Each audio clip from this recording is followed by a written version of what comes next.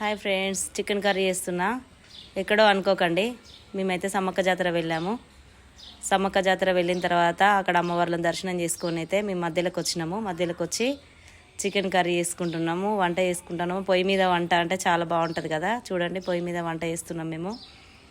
దర్శనం అయిపోయిన తర్వాత వచ్చేసి మేము పొయ్యి మీద వండుకోవాలని కట్టెలను ఏరుకొచ్చుకొని వండుకున్నాము. చాలా చాలా టేస్టీగా ఉంది కర్రీ కూడా. లొకేషన్ కూడా చాలా బాగున్నది. ఇక్కడ చూడండి ఎంత బాగున్నదో. అందుకే మాకైతే చాలా మంచిగా అనిపించింది.